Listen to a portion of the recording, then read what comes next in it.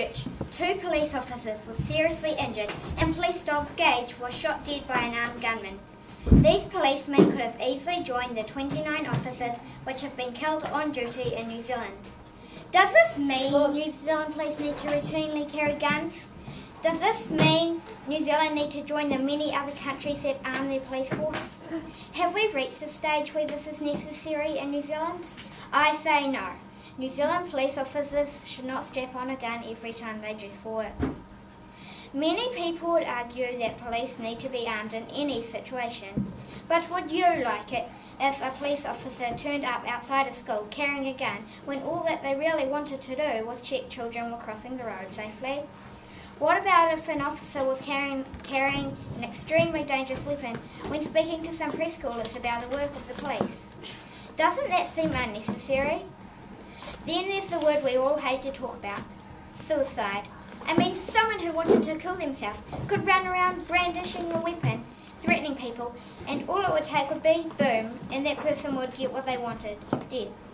Although people hate to talk about suicide, it is a reality and police could easily find themselves in a scenario like this. Another issue to consider is more and more criminals arming themselves. Put yourselves in the criminal's shoes for a minute.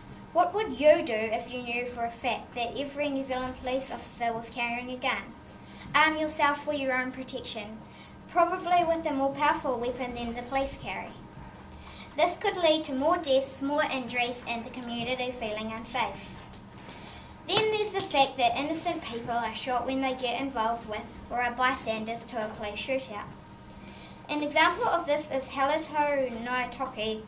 In January 2009, he was innocently driving his courier van on the northwestern motorway in Auckland, where he was accidentally shot and killed by a stray bullet fired by police as they attempted to stop a crazed gunman.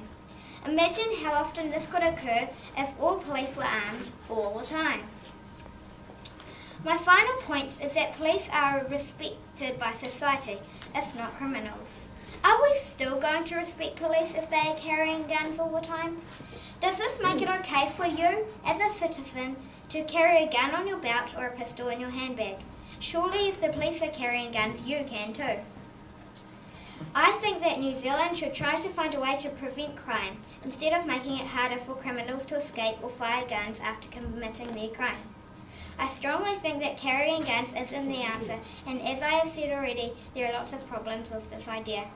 Please consider the points I've stated, as I believe police carrying guns will have a negative outcome of the future of crime in New Zealand.